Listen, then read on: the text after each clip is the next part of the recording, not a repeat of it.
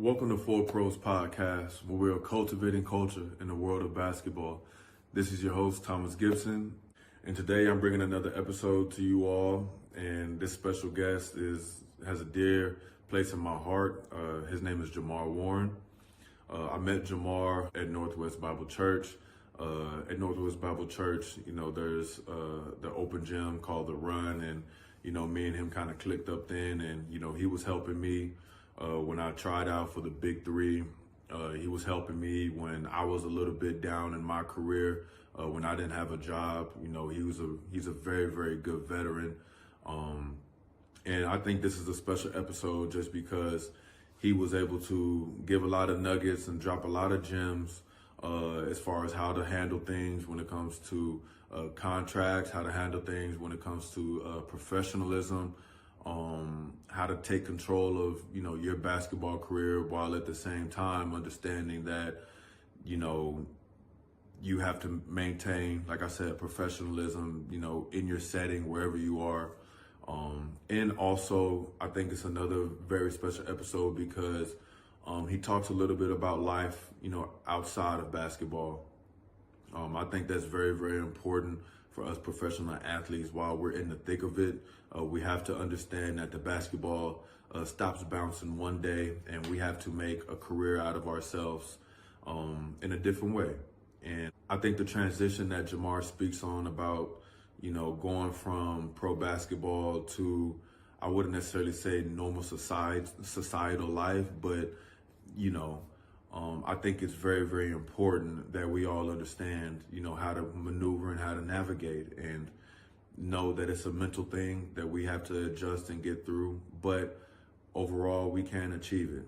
And so Jamar, like I said, is a very, very special friend of mine, and it's really good that, people around the world will be able to hear, what he has to say. So without further ado, let's jump right into the story. Hey, what's up, Jay? How you doing, partner? What's going on, my man? Hey, thank you for being here, taking the time to, share with these youngins your insight and how you became, a ultra veteran in the game. And I appreciate you having me on, man. It's definitely an honor. You know what I'm saying? We've been chopping it up and talking about doing this for a minute, so I'm glad to finally be on, man. Yeah, thank you, man. So where in the world has basketball taken you? Oh man, such a broad question right off the bat. Yeah. So the game of basketball, and this is, kind of where, I try to pass it on to, youngins too, but like the game of basketball is a vehicle. I know we play it, it's a kid's game that we play as an adult, but it's taken me all around the world. I mean, I've experienced different cultures, different people, just different experiences, ups, downs, obviously the game of basketball, learn more about the game of basketball. So, I mean, it's taken me, the majority of my life is, giving me a lot of experience of just life in general. So it's been a great vehicle. Yeah. So starting off your senior year in college, man, like how was that transition going from your senior year? Well, first off, let's start off. What school did you go to in college? So I was at Missouri Southern State, and long story short, it's a D2 school, but I went from a JUCO, and I was supposed to go D1, but I know the rules have changed now, because when I went to JUCO, I sat out a prior year to that. So like how the NCAA worked back then is that when your time clock started, like if you want to start going full time in school, that's when your time clock starts. So right out of high school, I enrolled in all these classes, and the plan was to go to college right away. Life happened, and I had to get a job. Um, um, and then so that clock on the NCAA was ticking. So Mm-hmm. when I got back into basketball, college basketball, I already had a year and a half, 2 years burnt off. So after junior college, they told me, like, if you want to go Division 1, you're only gonna be able to go 1 year. But if you go Division 2, you can go 2 years. So I gave myself that grace period to go 2 years, and I ended up at Missouri Southern. So, hindsight, I'm not upset or regret anything, But one of the things that I teach and I talk about is like bet on yourself. So I probably could have fought that, Division 1 thing, probably could have got 2 years out of it, hindsight looking back at it, but I'm not upset at the decision I made. Yeah, So yeah. So out of Missouri Southern State, how was it back then, or do you feel like it's the same way now when it comes to like finding a particular agent? I know obviously social media probably wasn't like popping back then, but how did you work around that? I mean, yeah, the internet was in its infant stage. Like, I mean, what was this, 2003? So yeah, the internet just was like 5 or 6 years old. Hmm. Like Facebook, I think came out. Facebook wasn't out yet. I think MySpace was out. Hmm. So we didn't have, and plus, like the way that we were taught was DVDs, VHS, get copies, and you got to send them off, which is I mean that can be expensive too if you're really taking it seriously because you got to buy. What was we so the court.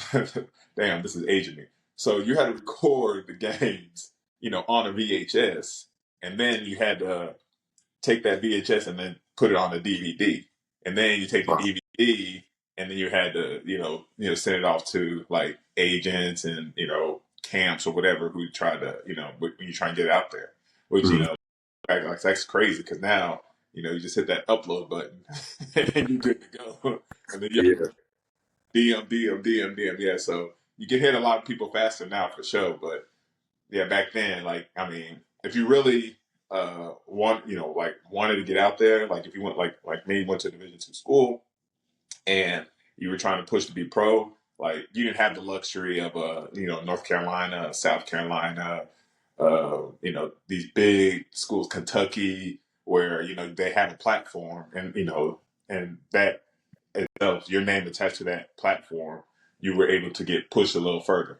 Kansas Mhm. State, Big 12, whatever. You see what I'm saying? Like that helped, move you to the front of the line. So, yeah, we had, it's always been a grind. And I think, looking back, and I say this, me and my, friends, we have a lot of conversation about this, that junior college, teaches you how to grind a little bit more because you're already behind the 8 ball. You see what I'm saying? Because you went to junior college too, right? Say Did you go? again? You went to junior college too? No, I went to Kansas State straight Like out, but 4 years? I already know and I can tell, and I mean this humbling for me as well because these some of these D2 guys, D3 guys, they know how to work. It's instilled in them already. Yeah, yeah. So I mean, and it's funny how when you go to those D1 schools, you see how like it's all laid out, and you're like, oh, this is the way it's supposed to be. But then when you go to like the junior college Division 2, you're like what is this? It's like well, I'm missing out, like so it's just it's just eye opening and stuff like that. But it just teaches you a different type of grind and a different type of work ethic. When you start, if you're gonna start down that path. Yeah. So how did you, and during that time, because it's definitely extremely hard, how did you link on with your first agent? I know you said you was recording on the VHS, transferring it to DVD and shipping it out, but did your agent, I don't know if you remember at the time, but did your agent help you out with that a lot or? No, I didn't. That's the thing. I didn't have an agent until until basically I got a job. If that makes sense. So Yeah. I did everything myself. So um, after college, I remember my coach gave me a card of somebody, and he was like, "Hey, this is a guy I know. He, uh, like he's an agent of basketball or something like that, and he's having a camp." And he's like, I loved you here as our program. You're one of the best leaders we ever had, and good luck to you. That was, that exit interview. Everybody gets it when they're senior. And that was it. And I was like, shit, like, you put all this stuff into college and, and all of a sudden you're like, man, like, is it over just like that? Yeah. That's crazy. So basically, what I did is just I looked at all the summer camps that I could go to that I could afford, that I could either drive to or I could fly to, and I went to like I think it was like 2 or 3 camps where either I flew myself out there or I drove to, and I just needed to get in front of eyeballs, so I was just like get from these teams. I need to get from these agents and see how I can get on. So I went to a couple of camps. I went to one. I remember going to one in North Carolina. I remember going to one in Vegas. I remember going to one. It was somewhere on the East Coast. It was. I know there's in North Carolina. There's another one. I can't remember exactly where it's at off the top of my head. It'll come back to me. And the thing is, like, I had great camps. I've seen a lot of the like kind of how the pros play and stuff like that, and I held my own. And I remember my brother went to one of them. Actually, my brother went to both of them with me, and we like I said, we had good camps and stuff like that. But I just remember following up with those agents and stuff like that. They put like hindsight, they put those camps together for those players, for their players, if that makes sense. Yeah. So they had players already, and it was obviously a way to bring in other players and to compete against those players. And I'm not mad at it. I mean, I didn't know that at the time. I just thought that was going to be an opportunity for me to get on. But hindsight, it was just for those players that they were representing.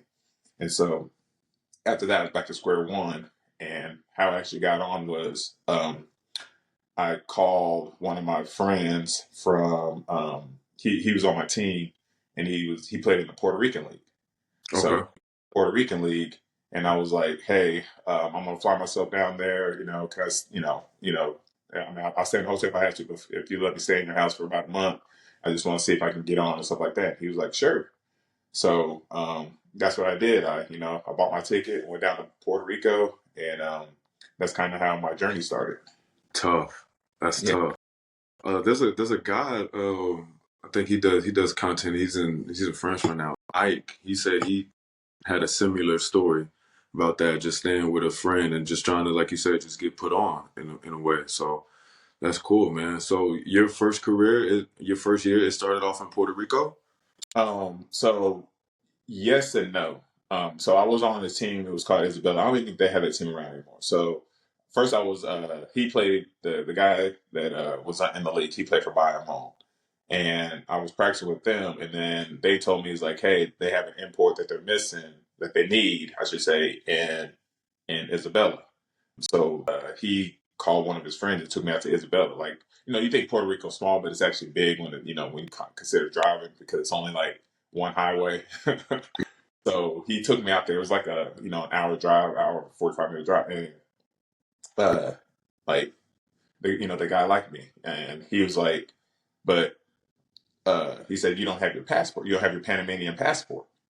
And I was like, because the guy was like, you can play as a Panamanian. Like, the guy who took me out there, because he knew my dad. He's like, you can play as a Panamanian. I was like, yeah, but I don't have my passport. He's like, it's like, don't worry about that. We'll get your passport. So I'm like, all right, cool. We're going to be able to play. He's like, well, you ain't going to be able to play this year because it's going to take you too long to get your passport. The season's going to be over, stuff like that. And this was a team. This is the first time I seen, what's that big guy that played LSU? Not with Shaq. Stanley Roberts. That's his name. So big Stanley Roberts. This big, like, 7'1", 350 pounds. And he wasn't as fast as Shaq, but I mean, he was strong though. And I was just like, this big old dude plays basketball, but he had a soft basket, so I was like, dang, I guess he can. But yeah, so I remember going to, I would have been on the team with him, and then so after I went back, and I explained to the guy, then I ended up going home, and then my first gig was actually playing for the Panama national team, and then I went to Mexico after that. Oh, then it was. I'm sure the playing for the Panama national team, it kind of opened up everything. It opened some doors. Yeah, for sure. Yeah. Do you want to talk a little bit about that, playing for the national team, how that experience was, and especially it being your first time playing as a professional? Like, I'm sure you felt like playing for playing for Panama, playing for your country. It's exciting, but also do you feel like there was a little bit of anxiety considering it was your first time? Oh, absolutely. Yeah. I mean, of course you're nervous, because you're representing a country, Yeah. So, and like, I wasn't born there. So my dad was born there. So it's, so now I'm the outsider now. Like, I'm the immigrant there, you see what I'm saying? Yeah. So they're like, he's not really Panamanian, blah, blah, whatever. But again, like, it didn't matter, because I remember, we're really good friends now. And his name was Mike Hicks. Shout out to Mike. And I remember he told us this, like, the last year we played together.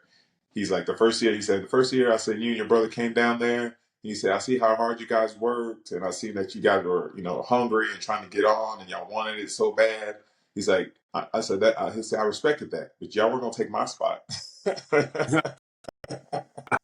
And I was like, I respect that too, because he was a face of Panama at the time. Like, I mean, Yeah. he might still be playing, which is crazy. Like, he's older than me. He might still be playing because he Mm. lives there. Yeah, he was the face of the national team, and he, basically, like he kind of, like there's some vets that want to show you the rope, but they're like, hey, you're not gonna take my spot. He was like that guy. Like, he didn't want to give us too much, knowledge, because he was like, if y'all take it, y'all gonna run with it and take my spot. Kind of hoarded a little. I still got a few years left, so. But yeah, that was a great experience. Yeah. So y'all played the same position in a way, or you just felt like the way that you and your brother was playing hard, like y'all just would have took over. Like, so he was a 2-3. Mm. So he played 2-3. He could bring the ball up and stuff like that. I think he had just came back from his first year in Italy, if I'm not mistaken. I mean, I may be wrong about that, but like, he was, like the face of our team, and all the players down there, they looked up to him, they respected him, because he had played. I mean, he played in the States too. He went to college. I forgot what college he went to. Yeah. He was one of the guys from went to Panama. Went to college, went overseas, came back, and represented his country, Mm. and so all the players respected him. And I didn't, like I said, I didn't know that at the time. I was just, when I went down there, I was just like, I'm just trying to get on, like, like whatever I need to do to get on, I'm gonna get on. So, Yeah. that's how it kind of went down. So after the Panamanian stint, you said you went to Mexico after. Yeah. So, well, it was actually when I was playing down there. I was actually on the team, and the Mexico League was about to start, and it was the team, because my brother went down there the year before I did. And that's all a crazy story too. But my brother went down there before I did, and so like he went back, and they're like, "Hey, we need a player," and they're like, "You know anybody?" And then he's like, "Well, my brother's here with me. We were in Panama together." It's like, my brother's here, Panama with me. It's like, but why don't you bring him? And I was like, all right, cool. So, I That's got on tough. the phone, I negotiated my own deal. I mean, this is why I'm saying I didn't have an agent at the first. Like, I negotiated everything first, when I went out there. Yeah. I had no idea what I was doing. I just told them how much I wanted a month, and they said, okay, that'll work. I mean, because I was like, like, I wasn't in my brother's pocket. I was like, how much you make? Because I didn't want to, like, give me more than him. You know what I'm saying? Because he already been there a year before. So I asked him Hmm. how. I was like, okay, well, I'll just take a little bit less than that. And they're all right, cool. And so I went down there, and that's kind of how I had I basically got on, and I had, it's funny, like, I had great numbers that first year, or that first couple months when I was in Mexico. I mean, I say great, but I just remember, I think I was averaging like 19, 7, and like 3 or 4 assists, and we were winning too. Like, it was like, I think we had played. It was either 7 or 11 games that we were like 6-5 or something like that, or 4-3, something like that. I know we were winning, but I just, that was my first time experiencing back to back too. And I never had trained for back to backs either, so, Mm. So I was struggling. yeah. So I'm assuming this is LMBP, right? Yeah, Top league, right? So, dang, they've been doing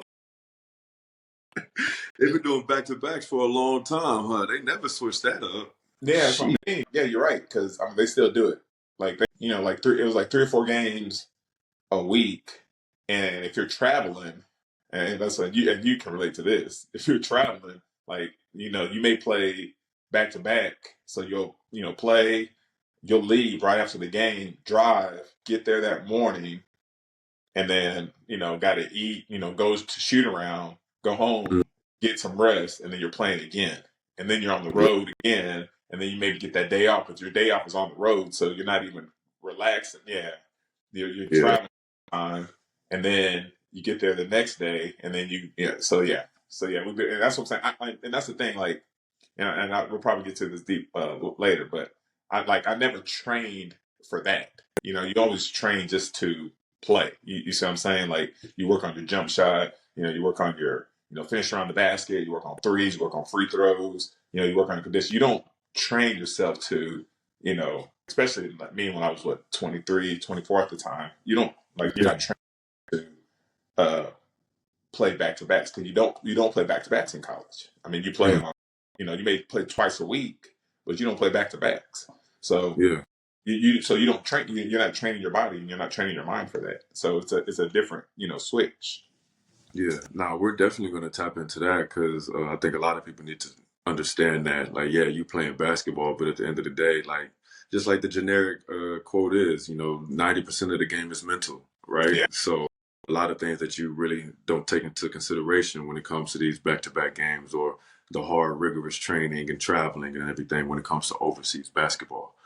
I have just for a quick moment, man. Let's talk about like how like you and your brother played, because I bet that was real dope to play with your brother overseas, man. You want to talk about that for a little bit? What's the age separation between you and your brother? But I think it's kind of like you and your brother. It's like 2 years. So we're 2 years separate. I don't know if you and your brother are 2 years separated, but yeah, we're two Me and years. my, me and my bro, we four. Well, But I okay. mean, yeah. See, but my oldest son and my middle child, both boys, they're about a year and a half apart. So I kind of like this because Yeah. it's like they can really be close. But go ahead, my bad. Yeah. So we're 2 years. So this is hopefully your sons will be able to do this because this was my idea. And I'm not going to throw my brother under the bus because he didn't just have. What I'm going to say is like he just had the same vision. So when we played down there in Mexico, like we were like I felt we were building on something. And what happened is like they ended up releasing me because they brought MVP that one MVP last year to replace me. So I wasn't mad Mm, at that. I just went to another team. So my thing was okay. Next year we'll go to the Panama national team and we'll play together on the Panama national team. And then like because I remember like at the time what was this 2004. So it was like you heard about like Scola and Ginobili or like you heard like these two or three players that have been playing together since they were 18 and now they're like 24, 25. So my mhm. thing I said was like that'd be great. I can do that with my brother on the national team at least. Like maybe not on other teams, but on the national team. And it just didn't pan out that way because I knew that like there could have been a legacy built, and I think you know my father would have been proud of that too. Like he was proud that we played for the national team and represent, but like us playing together, would have been a little. To me, it would have been more powerful. You see what I'm Yeah, saying? It would have been something that you could pass it on. Like like to me, it would have been timeless because I think we would have been able to compete in the Olympics because like we were that good. I think we could have brought Panama up to be able to compete because I mean South America is tough. Argentina is always tough. Brazil always tough. Puerto Rico is always tough. Because I remember like Puerto Rico, they had Arroyo and Ayuso. Like there's always these two guys that have been playing together, and like it was just like clockwork. Like like you knew, that they were on the same page when it came around like winter time. So my idea was like I want to do that with my brother, but he didn't have the same vision. So yeah, it happens. so our playing together was dope, but it was just short stint. And it was only for that one time in Mexico, Yeah. and yeah, yeah. Okay, that's what's up. So, that following year, did you stay in Mexico again after you had that great year? You said you averaged about 19.7 and I went to Mexico. Yeah, again that next year. No, no, no. I ended up going to Argentina after Mexico. So after they released me, I stayed there. I guess I went to another team. And then I left because Mexico at that time was in the fall. Like now, I think it's in the spring, but that time was in the fall. So I Mhm. left home, and then I went to Argentina right after that because it was like 2004, 2005. So that was my first time I went to Argentina. What club in Argentina? Man, I don't even think that club's around anymore. It was San Nicolas. San Nicolas. I don't even think they're around anymore. I think, And then, yeah, yeah. I think it was yeah. I don't. The team that I played for the second time, they're still there. But the team I played for the first time, I don't think they're around anymore. yeah. So it was San Nicolas, and I don't even remember the city. Maybe the city was St. Nicholas. I don't remember, but I remember Mm. the name of St. Nicholas, and that's basically. And I even the thing is, I didn't even go like try to get anything. I just went down there and I just played, and and I only played half the season. Like I got there because Argentina is like 8 months, and I got there like in December, No, and I ended up getting guard of the year that year. So you know, and I that know. as a rookie, yeah. I guess I was as a rookie. It was my second year in what's it called, but you know, like I mean, I played well in Argentina because in Argentina, have you ever played in Argentina? I don't know if you played there yet. Yeah, I played in Argentina. I was there from. I was in La Banda Okay, for Olympico. yeah. Is that team still around? Yeah, they're still around right now. I think my guy Leo is still coaching. Okay, okay, all Yeah. right, yeah.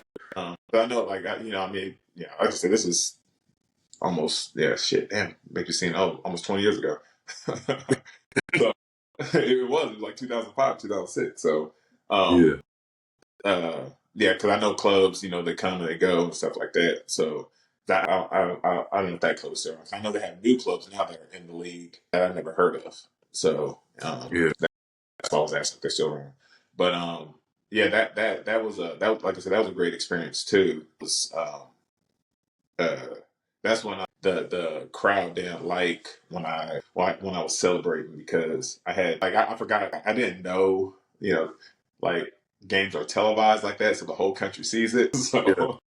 so I remember like hitting like a dagger shot and I remember the crowd they had traveled to us and they what's it called hit a dagger shot and then I like did like this like I couldn't hear them because they were like I heard them saying stuff the whole time and then the day that we pulled up to what's it called, they were at the practice just waiting for me. I was like, oh shit. I was like, where y'all come from? You were on the road when this happened. But when I mean, hitting the thing, trying, and I'm not gonna lie, that was because that was my first time. Like I was just like at the game, it rattled me a little bit because like I had been playing in hostile environments, but it rattled me a little bit because I was like oh shit, like they take this like more serious than I thought. I was just Yeah. I'm just hooping.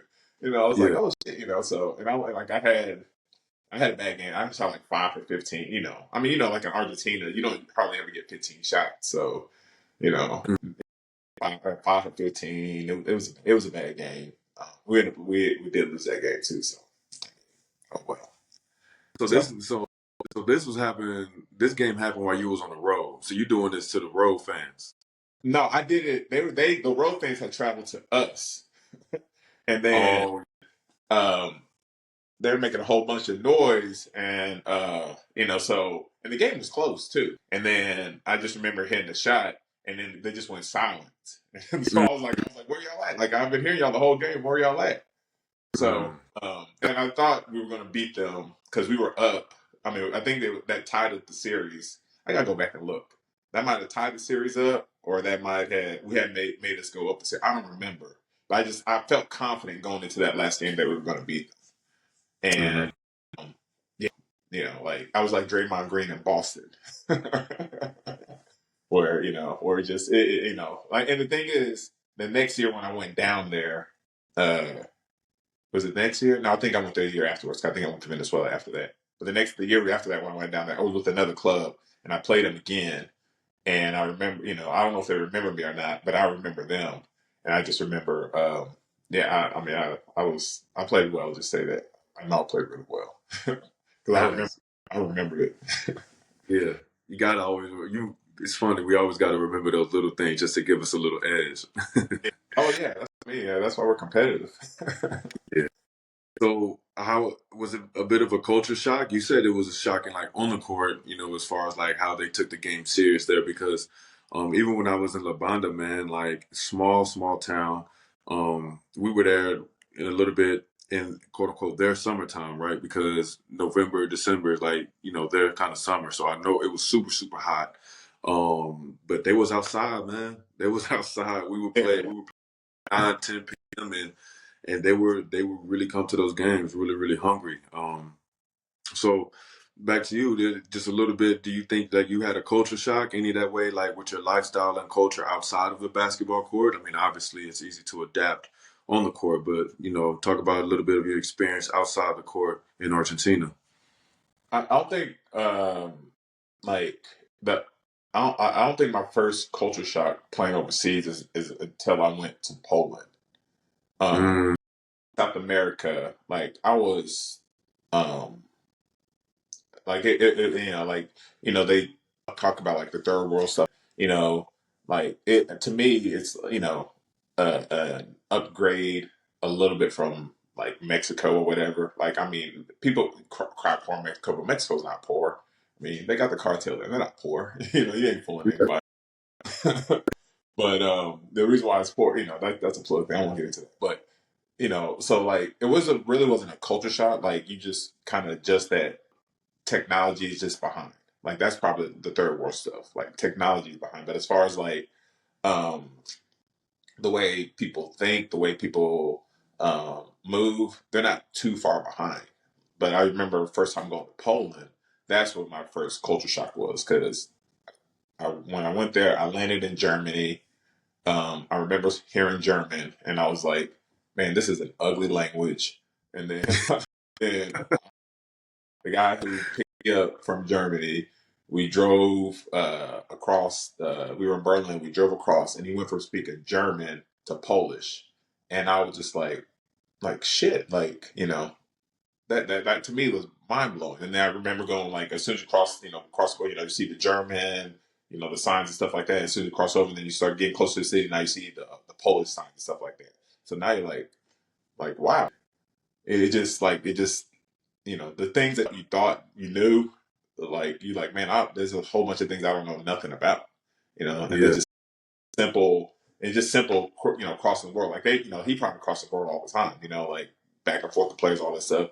But then for me, I'm like, man, like it's like, man, there's so much more I got to learn about, the world, and I get to use basketball at the time to do it. So it was pretty yeah, cool. So Argentina, no, but like other parts, yes. yeah. So you feel like you said, you feel like that transition from going from South America to Europe was pretty tough on you with the mentally, just a culture shock. Just from a culture thing, and well, yes and no, because um, and so when my Poland was my first stint in Europe, and I had just came off an injury too. So like, I had a tore ligament in my wrist, and I came off this injury, and then I probably should have waited another month or so, but I was like, I didn't want to be because I heard stories and some of them are true. So like when you're injured, the longer you're out, the more like they just find another player. You're So forgotten. you just forgot. It's like, oh yeah, he's good, but like he had an injury. Is he okay? Blah blah. They question all that stuff. So I came back a month early, but I just remember I went going to the training camp there, and that was when that's my first experience as a pro, experiencing 3 a days, and that's when I Three was like, days? 3 a days. Yes, it was. I mean, tough during the whole preseason. So we would get up and work out. We would get up and train. Yeah, I mean, have you ever heard of 3 days before? I heard of 3 days in the summertime when it's like my own workout, like when I'm going Oh, in my your spring own and my work. workout. Okay, exactly. Yeah. But Like three yeah, three scheduled workouts with a professional team? Nah, I don't think I've ever heard of that. Nah. yeah. I mean, so context, for everybody watching. Like my coach was Russian and Polish. Oof.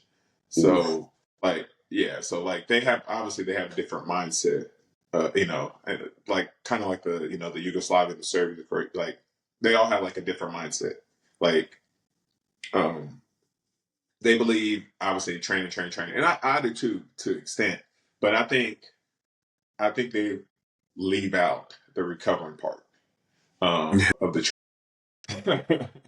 because like I mean your body like you can train your body, but even machines if you overwork them, they're gonna break down. Like whether you have a car, a plane, a boat, like any machine, yeah, it can work. Like you can have this machine, but there's maintenance and all that stuff. So it's the same thing with the body. So to the 3 days, yeah, these were scheduled workouts. So in the morning, it was like 8 or 9 a.m. We would go, go shoot around, get ready for practice, and then we would go eat lunch, and then we come back, probably like 2 or 3, and then we would have like kind of go over like the offensive stuff and stuff like that. So we go over like offense, what we're gonna do offense, and then we go and we eat, and then we come back later. And this is like 8 or 9, and then exhausted, and then we would like practice scrimmage.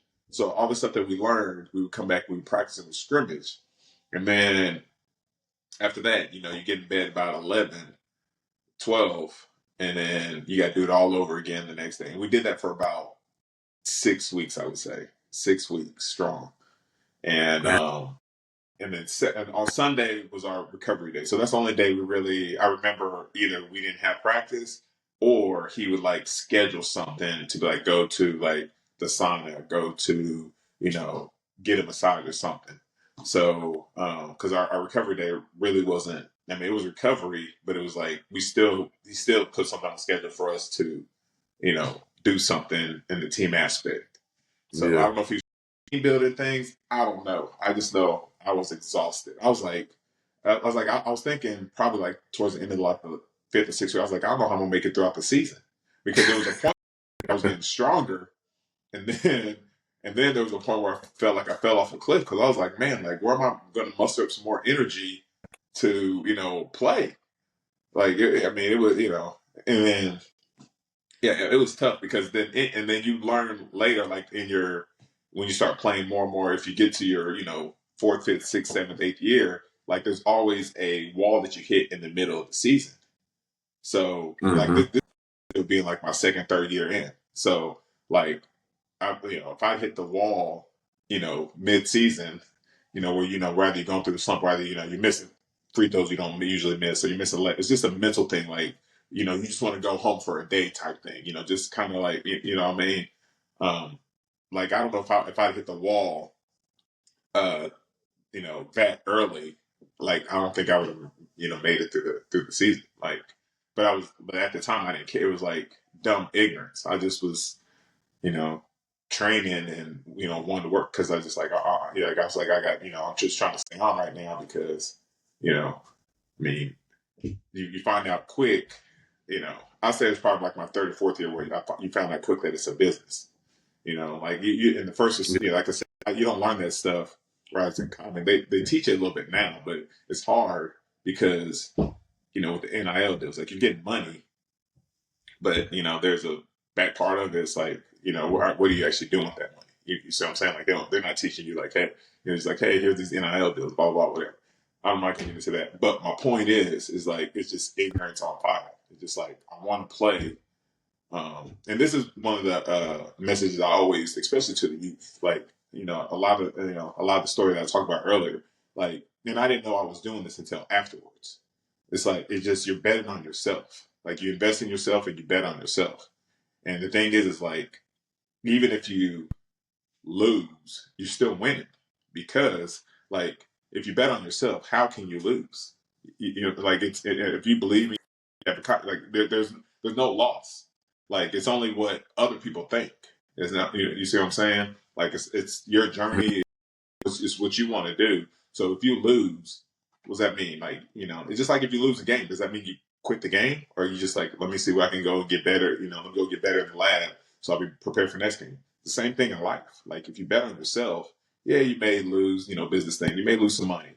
Oh, a game, you may lose a game. Oh, you may get injured, but you heal up, you learn from your mistakes, and you keep moving forward. So, that's one of the lessons I took from basically all that. I know I kind of pivoted a little bit, but like I didn't know I was betting on myself until like basically after my career was over, because nobody taught me to bet on myself. It's like always, like I said, it was just, depending on the club, I hope they like me, ball, type shit. But then you're Yeah. like, yeah, you see what I'm saying? Yeah. But then you're like, yeah, like, I mean, I remember, and this is another pivot. I've shared this story before. I remember when I was in Venezuela and they had brought somebody in, and because they wanted to cut me, replace me. And I was like, well, and they did it blatantly too. Like, I mean, it pisses me off to this day. I'm over it, but it still frustrates me. Well, like they brought in this guy, NBA. This is the connection between me and my brother, because he was actually in Europe playing against my brother. They cut him, and then he ended up coming to he ended up replacing me, but they cut him after they replaced me. So we played this game, and I think it was Caracas. And after the game, I'm frustrated because they keep on going to this, our big man and stuff like that, and we're getting our ass kicked. I was like, is it? I said, and I went to the coach and the GM afterwards. I was like, is this what we're doing? It's like, I say, if you want me to do what he's doing and just, get stats, I can do that. Like, I don't have problems scoring the basketball. And they both kind of looked at each other like I was crazy. Like, yeah, you can't do that. I was like, huh? You know. And then so they ended up bringing the I think it was Rodney, what's it called, and like to pour fuel on the fire. Like, I never came off the bench ever. And they're like, well, we're gonna start this guy today. So they were really trying to prove a point that I couldn't do that. So that game, I remember having like 20 points in 20 minutes, shooting like 8 for 10 or something like that. And we blew the team out by like 25 points. And he sat me in the fourth quarter because I was going to go for 40. So, Yeah. okay. Yeah, I was going to prove a point. Like scoring isn't the problem for me. Like, I thought we were trying to win. Like, this is what you're bringing us in for, to win. But if you want me to go out there and just play selfish and get stats, like, shit, we're all pros. We can all, like, anybody can do that if they take enough shots or whatever. Anybody can go out, But if you're trying to win, then I can play the right way to win, or I can play my way and just score points and I just be happy with my points, and then sleep. Like, shit, I got my 20. Like what y'all do. You see what I'm saying? So that's kind of the battle. Yeah, I mean, you feel me on that. That's the battle you fight when you're in the business too, because they're selling you like, hey, it's about winning, it's about this, but then the GM has their agenda, the coach has their agenda. You're a pawn, but you're like, hold on, I'm not really a pawn, I'm the king. Like, like, hold on, wait, like, I'm not gonna play a pawn in your game. Like, I'm the king. Let's take a quick pause in today's episode. I want to give a big shout out to ATG, aka Knees Over Toes Guy. He has created the ultimate training system that has helped my body tremendously, and hopefully it can do the same for you. With this ATG program, it has bulletproofed my tendons, my ligaments, and worked all the smaller muscles around my ankle and around my hips and my shoulders. That has allowed me to honestly move a lot more freely on the court, and made my recovery time a lot less. Beautiful thing about the ATG program is that you don't need any equipment at all. You can use free weights if you want to, but again, the best thing is it builds a foundation for your body. So, he has programs where you don't have any weights. He has programs where you can throw weights on for those that are more experienced. And the another beautiful thing about the ATG program is that anybody can do it. You don't have to be sports specific. You don't have to play any sports at all. You could be, anybody that's having hip problems, ankle problems, shoulders, any mobility deficiencies that you may have in your body. The ATG program is 100% able to alleviate any pain and is able to help you with your overall mobility. I rely on the ATG program in the off season and during the season. Like I said, just because they have different programs and different variations and forms of exercises that you're able to do. So you are able to start, wherever your body is. If you're serious about taking your athleticism to the next heights, or if you just want to alleviate some hip pain and have some overall good functional movement, I highly, highly recommend the ATG program. And the beautiful thing about it is you can get 50% off of your first month with the link in the description, and I'll leave it below. Let's make your body bulletproof together. King in my game. So you got, it's just like maneuvering to, make the right moves for yourself. So that's great that we pivot into that, man, because that's all mental, right? That's all mental. So what are the conversations that you are having with yourself around this time, like when basically you're back to a corner, because I think it's very interesting, and I've been in a situation like that too, where when I was in La Banda, and I thought I was coming here to start. Well, they obviously had a different agenda. They put Tintorelli, as he's a local guy. He's an Argentinian. He's very, very good. Great pivots, great finishing, but he was playing under the basket, kind of just like me. We're kind of the same way, but they had one agenda. I'm thinking I'm coming in here to start. Well, I'm coming off the bench. And one practice, the coach and Tintorelli, they were, talking in Spanish and laughing and stuff. And I took it personal. Like MJ said, like what y'all laughing for? Y'all happy go lucky, y'all best friends, y'all boys, I get that. But, at the end of the day, like, aren't we here to win? So during the scrimmage, man, like I took it personal. I started busting his butt. And it got so bad, coach shut practice down and told me to go home. you know, so, for real, it got bad. I took it, like I said, I took it serious. But back to you, like, how did you handle those situations being in a foreign country, being by yourself? Do you feel like you had anybody to talk to back in the States, or do you feel like you had to do it? I wouldn't necessarily say on your own, but in a way it is. Yeah, I mean, so there's people, like, my brother could kind of relate to it because he played. I talked to my older brother because he played football, so he was an athlete too. Um, but the difference, with him and my brother's like, I'm over here, by myself, and you're with your family, in the States. And my other brother, he's overseas, so like we had a lot of conversations like that.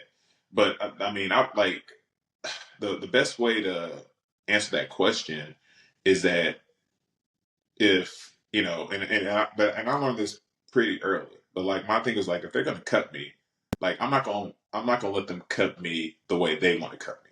Like I'm gonna go like if I get cut, I'm gonna play the way I want to play. I'm gonna do what I want to do. I'm going, you see what I'm saying? Like, because I know, like, I'm gonna be the best version of myself. Like, I'm not gonna be a version of me who you thought I was to fit your idea in your mind. Like, I'm gonna do what it is that I know I do really well. I'm gonna, play hard, defense, score the basketball, run the team, whatever it is. And then if you cut me after that, then I'm cool with it. Then I can sleep at night. Like it's one of the things, and I teach this, especially with the academy part of my business, is an idea of, hey, this is what coach wants to put you, blah blah blah, whatever. But the coach or that or whoever the GM or your parents, whatever, aren't on that journey. They're on the journey with you, like they're helping you along. But then sooner or later you gotta let that hand go, and then now you gotta what they taught you, whatever, and you gotta keep it going. So it's definitely a mindset where you gotta just be like, you have to bet on yourself and know that the work that you put in, the time that you put in, like even if you're not, this team don't want you, it doesn't mean that you're a bad basketball player. It doesn't mean that you can't hoop. It doesn't mean you're not a pro. It doesn't mean any of that stuff. It just means that you don't fit that person's system or you don't fit what they're looking for. So Mm-hmm. go where you're, celebrated, not tolerated. So if Mm-hmm. just get back to the grind, get out there, network, make those connections, and that's the thing, but why I kind of got my another pivot, but you were talking about being an agent and all that stuff, but that's why I decided to get my license because I was like after I didn't know that right now as far as like the networking part, like a lot of those people who were getting jobs, like how are these people getting jobs? Like what's this called? They were just making relationships with the coaches or with the GMs. Like they just, hey, blah blah blah. It's when the coach gets fired, the coach gets another job over here. He's bringing his player with him. Like hey, hey, you need a point guard. I'm coming over here. Hey, you need a power forward. Bring me over there. So now, and that's the thing. I mean, so you played enough basketball in your life. Like if you're gonna be successful, it's about chemistry. Like you can be as good as you want, but like if there's a chemistry with like you and a point guard, you and a coach, you and whatever. Like I said, there's a group of people who have that same chemistry and on the same page. You're gonna be successful because you all have the same goals in mind. You all have, y'all want success. Y'all want to compete, and you're moving forward in the direction that y'all all have the same vision. Man, you have people who are just playing for stats, playing for money, playing for just to get on TV, playing for women, whatever, and it's not the same vision as you. Then yeah, the team as a whole is going to suffer. Like that's just how it is. But if you have those 2 or 3 people, you can get on the same page, and you can be a leader in your own way. Then that's going to steer you down the right direction. So yeah, you busting his ass, he probably deserved it. That yeah, he was good, but I mean, it's probably when they were like, yeah, cut off practice, cut off the cameras. We don't Yeah. want, we don't. It was one of But those situations. yeah, I'm like it's funny to them, but it's but like for us, it's not funny because they're not leaving their families. I mean, you broke your family with you, but but you have family here in the States too. So they're not leaving their family and they're not leaving their livelihood. So like how it's hard for them to relate to that.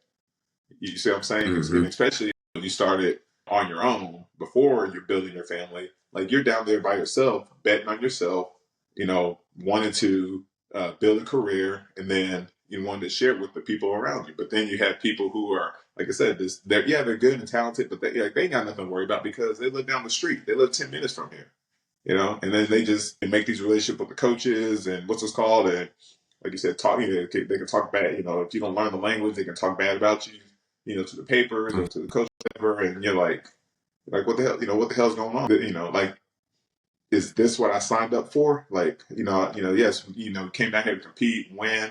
We're playing a kids game for a living, but I know some stuff that comes with it. But like when we had this conversation before I flew down there, I thought we were on the same page, and now we're not. So you do got to make those small pivots when you're, like when you get in your process. But I mean, it is what you signed up for. It's like those football players, like you're signing up for violence. So like when you're a basketball player and you're playing overseas, that you got to deal with that, the BS that comes with it too. So Yeah. Nah, and that's I think that's really extremely hard, and people really don't understand and grasp the concept that it is a business, and we can't necessarily mix our emotions with it, because I think overall, the gist of what you're saying is kind of just like don't take things personal, right? Like you can't necessarily take things too personal when it comes to this, because like you said, everybody has their own agenda. Also, you have your own, but at the end of the day, the GMs and the coaches, they kind of, it's unfortunate, but they kind of control the situation, right? Wouldn't you say, at yeah, least? of course. I mean, they control that environment that you're in, but that's a great point that you made. So they control the environment that you're in, but they don't control you, if that makes sense. So like, Yeah. I mean, they can, like there's coaches, like if they don't like you, like they can, hurt you by, pulling, making you sit on the bench, starting you, playing you 5 minutes and then sit you on the bench for the rest of the game. And now your stats drop because they know that that can affect you in the long term on your next contract and all that stuff. However, like if you're practicing every day and all, and like busting people's ass and stuff like that, and then people see it, it's like they also know that you can't be denied of what you're like. It like there's no coach or GM that can stand in what you're destined to do either.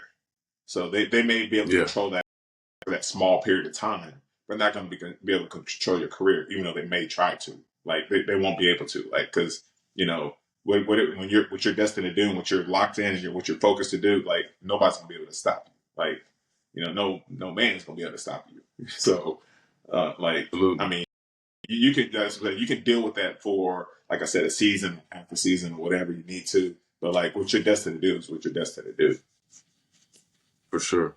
I think that kind of dips into like our next little subtopic is the professionalism, when it comes to being overseas. So I know we talked about the mental side, but what would you say to these young guys, coming in first year, second year, maybe third year, possibly, they still, a little wet behind the ears and they don't understand, you can't mix your personal lifestyle with the basketball, like you can't really have those. You can have those conversations when you find like maybe like 4, 5, 6 months in, like who your real boys are in the locker room.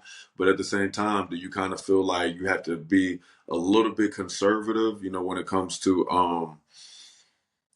like your personal life, or do you feel like you could be like more open and positive? Like how do you feel like you tackled that in your career?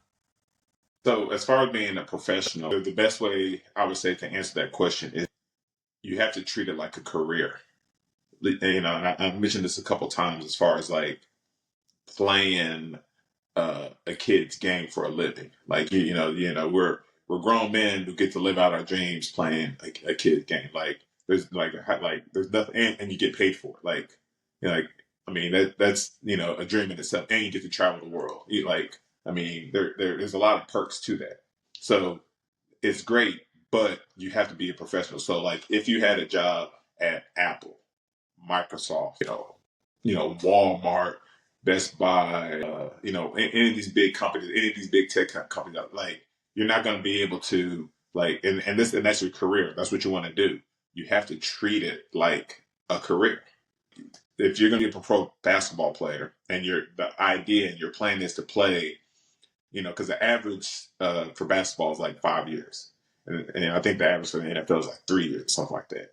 So if you get to like, if you get past like the average, you're starting to become like the top percent, like, because obviously your money's going up.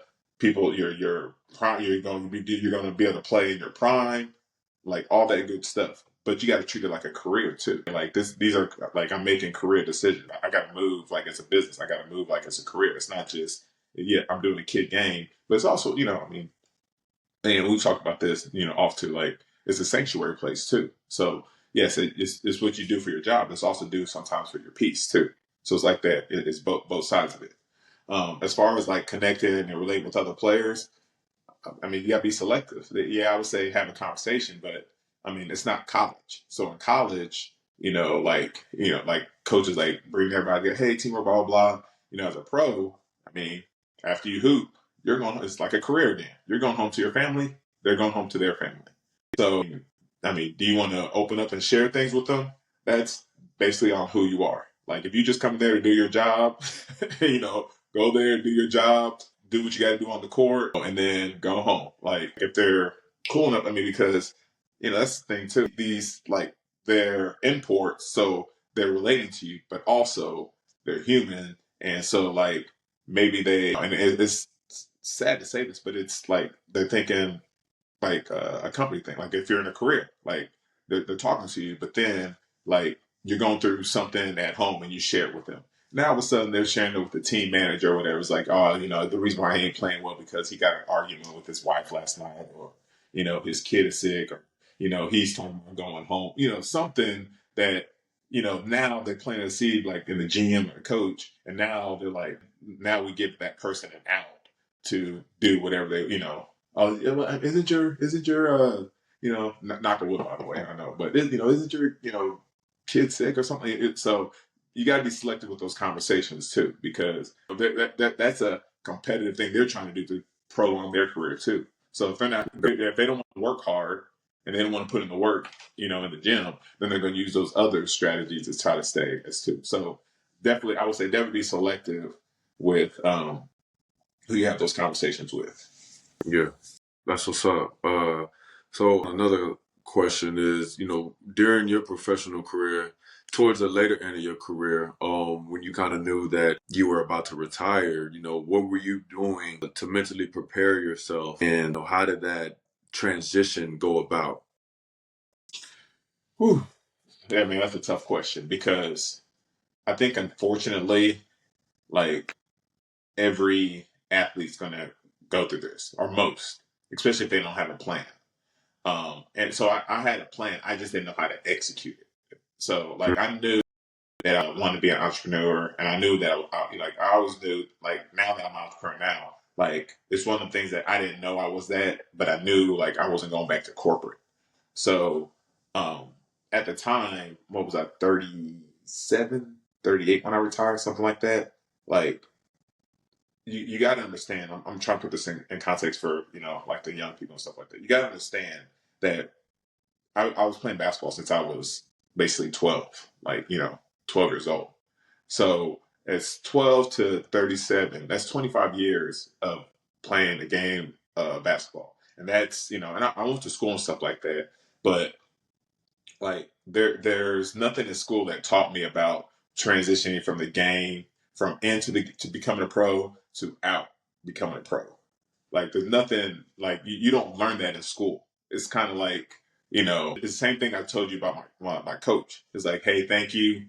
Thank you for coming to hoop with us. Here's somebody's card. Now I got to go recruit. Peace out. And so the game does this, basically the game does the same thing. Like everybody wants to go out on their own terms. Like we hear the stories of like Michael Jordan and Kobe, these farewell tour. Like those are the 1%. Those are the outliers.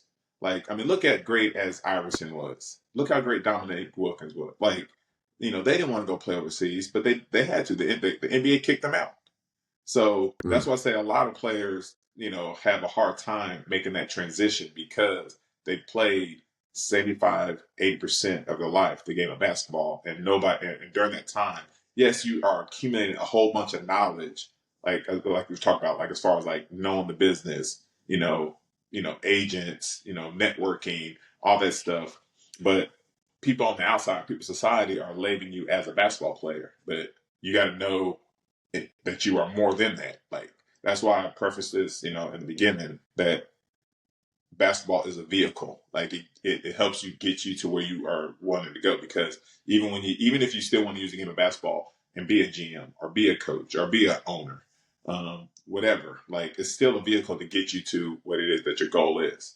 So when I made that transition, I was thinking like, I remember I went to go talk to my business coach, and I was getting job offers and stuff like that, but it was really nothing that I really wanted.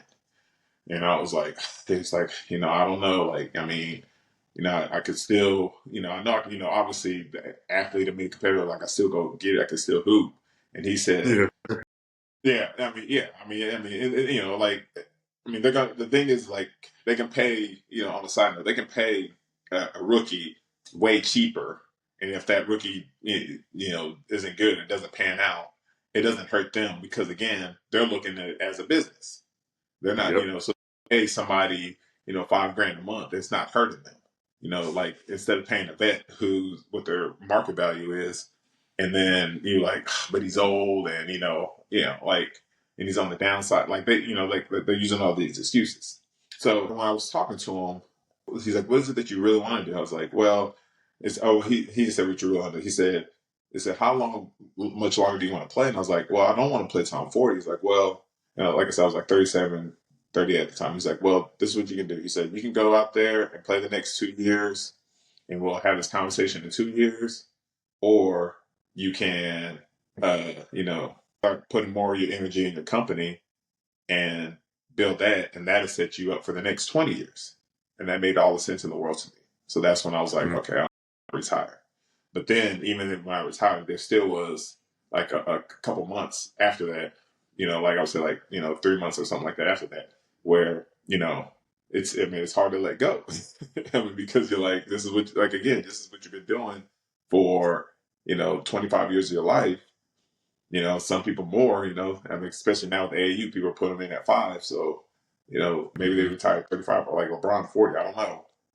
But you're doing that. And then if you don't have a plan in place to make the transition, then you're going to struggle. So that's what I'm saying. I commend you, like right here with the podcast and stuff like that. This is something that's going to be, timeless, ongoing, it's virtual. So you can use this platform to build your business afterward, which is awesome. Which I would encourage more athletes to think like you.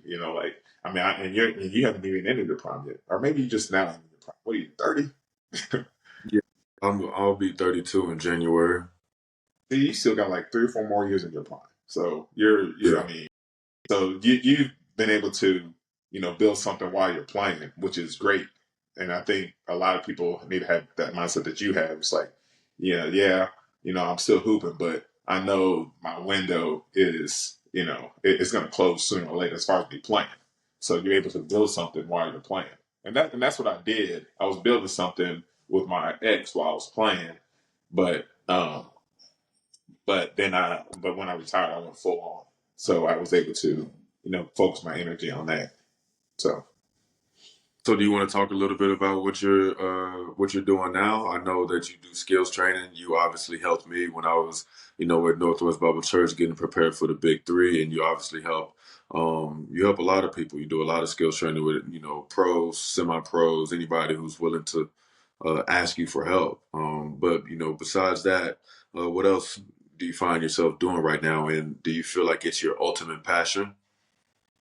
yeah, so I have a basketball academy now. Like I said, it's skills training stuff like that, and it's obviously teaching the game of basketball. But with the semi pros and the pros, there's a backside to the business that I just started implementing because my older brother, he's family spots. He's been doing this now since he been basically him since I was playing as a pro. And like what I'm looking to do now is with those semi pros and pros is like help them and teach them about financial literacy because I want to be able to them to be able to start not just like thinking like an employee. I want them to think like like if I'm making you know if I'm making, let's keep it a round number. If I'm making 10K a month and I'm overseas, what are my expenses? What are my bottom line? And how much am I saving? And of that, what I'm saving, how much am I investing? Because if I play for the next 5 to 10 years, this money that I'm saving and I'm investing, I'll be able to start something. I can start my business I want to start, or I can live off the interest. Like if I continue to build it for another 10 years or whatever. So it's just, it's planting those seeds and, thinking like being present in that moment, but thinking for the future and thinking ahead for building, not just for what you're doing, but like if you have kids and, your kids are going to have kids, like building, that wealth for them because there's strategies out there that, like I said, me and my older brother have been talking about where that it doesn't get tapped into a lot because of how the mindset is going into the business or going into playing pro. It's just like I'm a pro basketball player.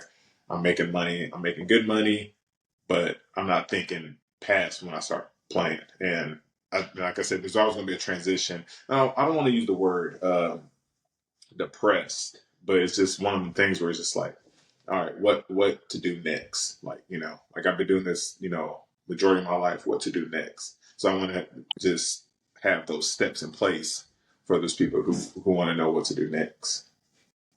No, that's very, very interesting that you speak on that because to be honest, um, truth moment for me, man, I just got into financial literacy maybe about 3 years ago, 3, 4 years ago when I had kids. When I Yeah, realized, all right, like there's a generation that's coming after me, and then I got other generations for the generations to take care of. And so, just like you say, being a 1% in this world, you definitely have a ultimate like responsibility for your offspring and for people around you. Like you said, you got Skills Academy, and so you're just trying to put people on with that. I think that's really, really major because financial literacy is definitely something that doesn't get talked about. Even I wouldn't necessarily say for African Americans, but I mean, just as a percentage of people worldwide as a whole, people really don't know the concept of money and how it really works and how it can really ultimately like just work for you. And I think that's big, man. I think that's real big because you got to take care of yourself. Like you said, when it's all said and done, it's a shock. And ultimately, it happened when COVID hit. yeah, yeah. That was a shock for a lot of people. COVID, they're like, what to do. And some people, put some people out of business, and some people who are able to stay afloat. They stayed afloat, and now they're thriving again. But I mean, yeah, it's the thing. It's simple. It's just, but like you said, you learned it 3 years ago. I was probably like the same age. Like, I mean, the thing is, it was frustrating to me because I'm like, why? Like, why wasn't this taught to me at 18? Like, I would have been way ahead of the game. Like, you see what I'm saying? Like, it just silly things like that where I'm like, why wasn't I taught you, like, I get frustrated, but like, but the thing is, like, you learn when you're supposed to learn. But the thing is, like, now it's a disservice if I'm not like, rather it's the young youth, the 12, 13-year olds in the academy, or it's the pros who have never been taught it, but they're like 25, 26, and they're like, I'm like, hey, listen, like, you go out there and get your bread, but you got to get into a mindset where it's like you want your money working for you. Like, you don't want to be working for your money. And I mean, so you're 20, because when you're 20, you're like, man, you're healthy, you're vibrant and stuff like that. But when you get, you know, mid 30s, 40s, 50, like, you don't want to be, you want that money working for you. You want you want to be able to live off the seed that you planted, 5, 10, 20 Mm-hmm. years. And that's the mindset I think a lot of, like you said, especially in the Black community, they need to have. We need to do whatever it needs to do to push that message forward. Yeah. So, do you feel like it's ever too late or too early to start learning financial literacy and putting money aside and making sure you set yourself up the right way? No, it's never too late. Like, even if you're like 50 or 60, now are you gonna be like wealthy and a millionaire? Because the thing is like, it's the same thing. This is what, especially with athletes, it's the same thing that you did to become a professional athlete, and it's discipline. So if you had, like, you already have, like, if you became a pro and you're a pro, there's already a level of discipline that you have. Like, talent is whatever, but like, the reason why, I've been around you, a lot, kid. Like, you're very talented, but you're more disciplined than you are talented. And that's why you get to where you're at right now, because of the discipline that you do every single day to get where you want to get. Like, you're no BS type of guy. Like, you're very talented, but like, your discipline pushes you up the rest. So it's the same thing, like, when you're doing, the financial literacy. Like if you're, rather you making, 30K or 300K, it's like, if you spend more than you make, you're never gonna be, you sound like you're never gonna be rich. Yeah, because you're always playing from behind.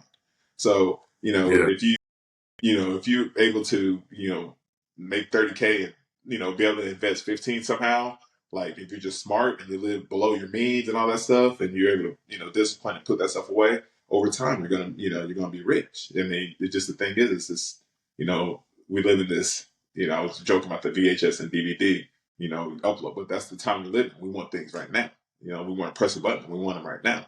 But you got to think as a farmer and be like, if I plant these seeds now, yeah, I'm not going to be able to eat tomorrow, but I won't be able to eat, for a few seasons, because when it grows, it's going to bear fruit. And then all I got to do is just continue to make sure that, it's, working well, and I can bear fruit from it anytime I want, but I got to put in the work now so I can bear fruit later. So you got to think like a Yeah. farmer, and you also got to think like a hunter too, because you got to learn how to, eat now too. You got to learn how to eat now, and you got to learn how to eat later. Yeah.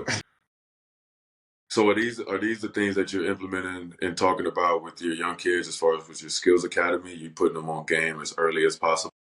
yeah, it's not just the kids. That's the on the marketing side of my business too. So I talk, so like, I have a marketing business as well, and I with adults, the concept is a little harder, because with adults, like, they know what they know until they don't know it. So like, if you have we've been talking a lot about mindset. So like, it's cool. It's cool when I see, like, when you see kids, and you can relate to this because you have your kids and stuff like that. When you see that you taught them something, they actually do it. Like, there's an excitement there. You're like, man, hey, I taught little man that. That's pretty dope. So for me, I get the same excitement when I see adults implementing what it is that I teach, and they get a result.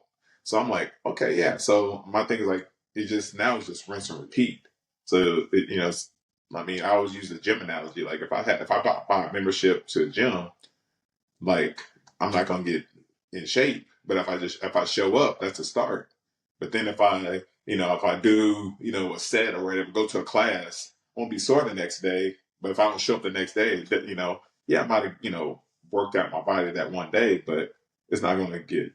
I'm not gonna train my body for the long haul. So all this stuff is the same concept. Like it's just rinse and repeat. Like you get disciplined on what it is that you want to do, what it is that you want, and you just rinse and repeat, rinse and repeat, rinse and repeat. And yes, it's boring, but because you're like, oh, that trending thing. What's next? What's next?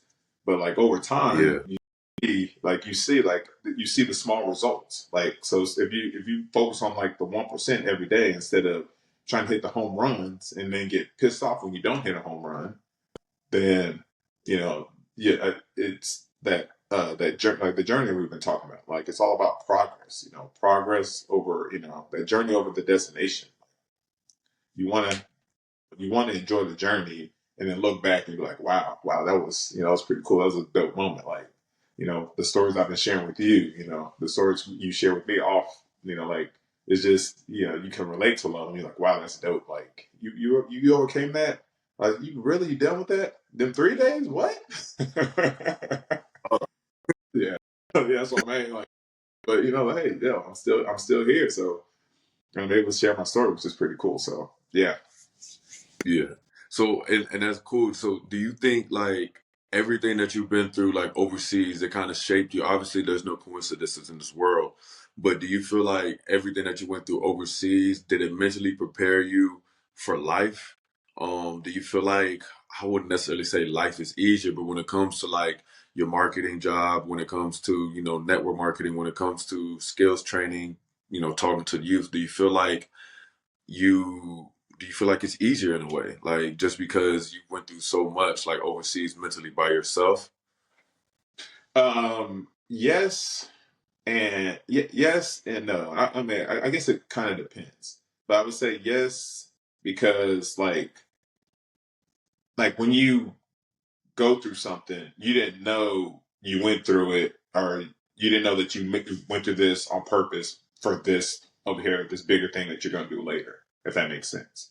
So, Hmm. like, when something arrives later on in your life, now that it's something in your mind, like, oh yeah, that I did that back, like 2 years ago, 1 year or whatever, 5 years ago, and it prepared me for the moment that I'm doing right now. So I mean, there's like I gave you the thing where the first time where I'm on TV and the Argentina crowd is like I wasn't ready for that. I was I'm still thinking college, like only the local people see me. I didn't know the whole country saw me. So like I wasn't mentally prepared for that. So it's things like that where I mean I think us playing, this is the analogy, like even us playing basketball, like we're considered great basketball players if we shoot 40, 50, 90, or 40, 50, 85, whatever. But in reality in life, we got to think more of it as baseball players. Like if it, like we're going to fail a lot more than we're going to succeed. We just, us as a society, we celebrate the successes more. But like, how many times are we going to fail to get that one success? How many times are we going to fail to get those 10 successes? You have to fail way more time than you're going to be successful. And that's just the reality of the situation. And Mm. so that would say that's the mind shift for me where I came, especially like being in business and stuff like that. I was like, I know I'm gonna get a lot more no's than yeses. I know, it's the 80-20 rule where 80% of people are gonna do nothing. 20% is a lot where your where your income is coming from. So if you have 100 people, 80% ain't gonna do anything. There's gonna be the 20%. So you got focus on the 20% rather than the 80%. Like it's the small numbers, but it's the energy that you put on those small numbers of why it's gonna grow and blossom. So Yeah. that was a mind shift for me. It's like I got to start thinking like a baseball player because I know I'm gonna strike out more. I know I'm gonna get a lot more outs. Know I'm gonna get a lot more no's. I'm gonna get a lot more rejections than yes. But like everybody's gonna be focused on the the hits and the home runs and all that stuff, but they're like, to be great, you got to go through all this, that 70% of BS, and because it comes with it.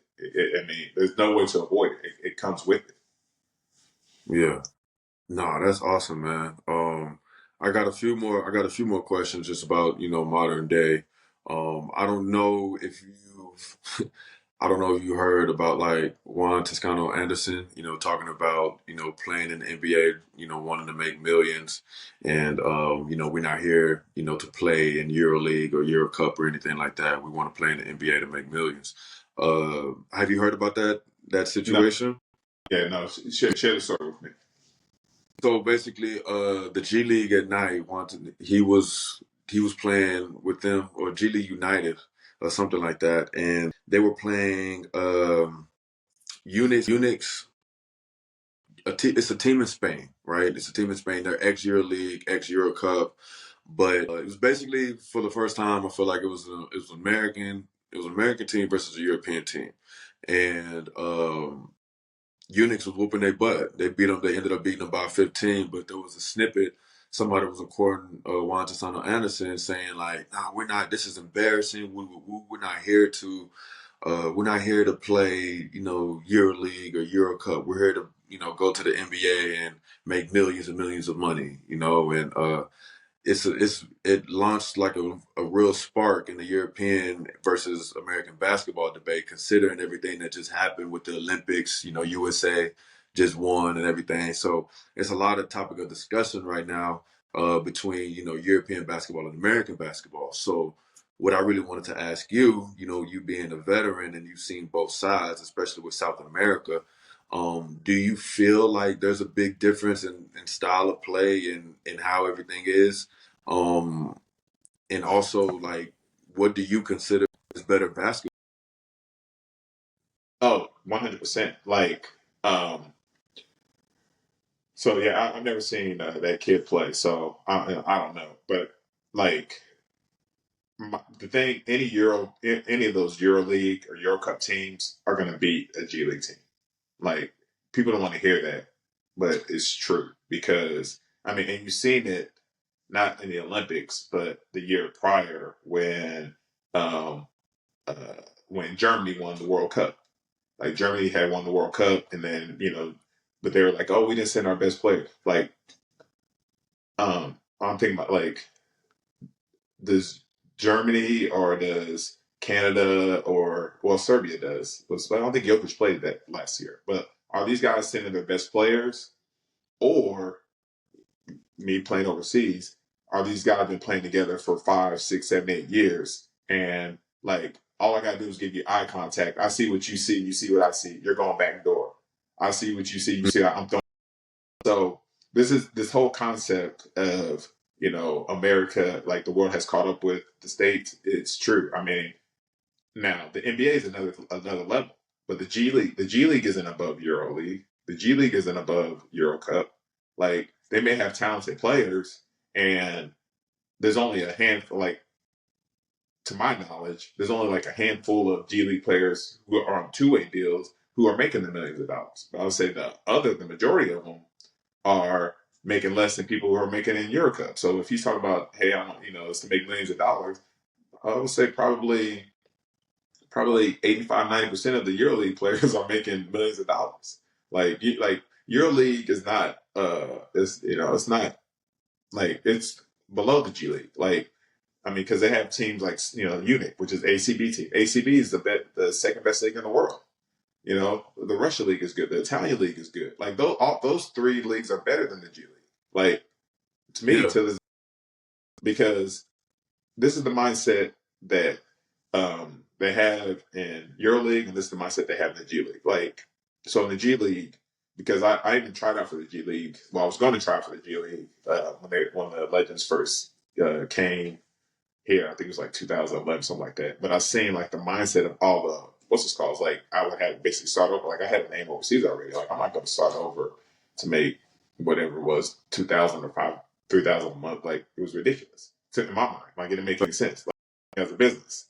Um, but the G League, yes, it's backed by the NBA, but the dream that the shoot, in my opinion, from my perspective, is like, hey, you get in the G League. This is the closer you're going to get to the NBA. Like you do this, you play hard. So what happens? All these players who are talented, they may get drafted. The two-way players, they go back and forth. So, they're cool because, they're making, good enough money. But the ones who are trying to fight to stay in the G League or whatever, like my thing is like go overseas because this is what's happening now. Like, I don't know if this guy's paying attention, but 35% of the league right now are overseas guys. They're European. The last 3 out of 4 years, that have been MVPs have been from another country.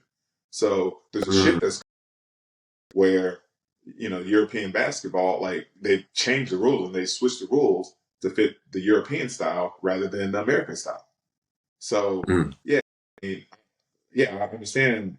He's trying to make his money out there. Like, yeah, I want to make all millions and millions of dollars. But the reality is like um, the people who are getting drafted.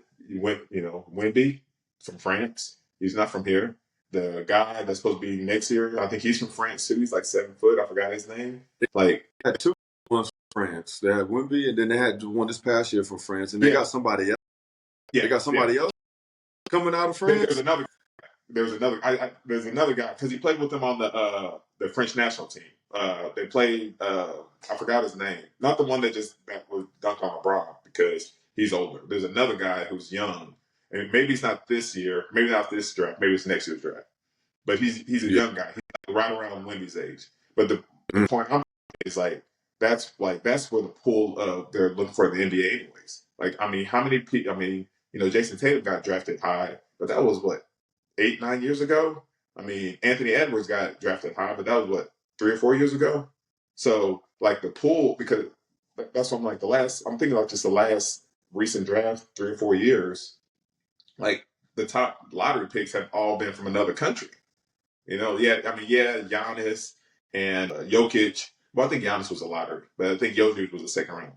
But those are kind of like the ones who made the way. But like the one like Trae Young who got drafted high. I mean, you haven't heard from him since they made it to the conference finals. Like they're drafting and they're looking at more European players than American players, and I think it's easy from an American player to be pissed off about it instead of do something about it.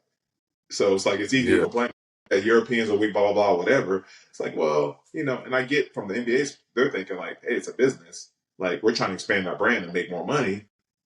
But if I'm an American, I'm like the same thing we were talking about earlier. Like, why am I going to let this person come over here and take my job? Like the NBA is here. I need to do something so these people can't come over and take my job if I really want to hoop. And so, and to the Skills Academy thing, like all that stuff, like, people are, AAU is a huge business, make a lot of money in AAU. If you get on the circus and the EYBL and all that stuff, like, yeah, but like a lot of them that played in it, like it doesn't translate. I mean, I guess LeBron is the only one that kind of translated for because like he picks his players now and stuff like that. I'm not, it sounds like I'm hating on LeBron. I'm not, but like Mhm. I just like a lot of the players that played AAU ball. It's hard for me to see it translate what they're doing in the NBA because like when you look, it may get you in the NBA, but are you going to stay? Because a lot of the NBA, like a lot of players in the playoffs and stuff like the Lucas. I mean, look at that Luca. That's another form like they play and they've even said like it's easier to score in the NBA than it is in Europe because and I mean you can attest to that too. That paint is packed. Like you're gonna be able to go in there and do all that stuff. In the NBA, you got the 3 seconds. So if that guy's on the help side and I'm fast enough to get to that spot, I can beat my man, get to that spot before he helps. Yeah, I'm gonna be able to score. I mean, so I'm not. I know my answer is long. However, my thing is like with him, I think he when he's saying he want to make millions of dollars, like one, the Europeans in EuroLeague are making millions of dollars, but like the Europeans have caught up with us. Like, I mean, they needed 2 miraculous games by Steph Curry for us to beat, to win the Olympic gold. Like it wasn't like Oh, it was a Like it was two, you know, you know, special games by Steph Curry to make us get the goals. It wasn't like I'm playing and it's a wrap.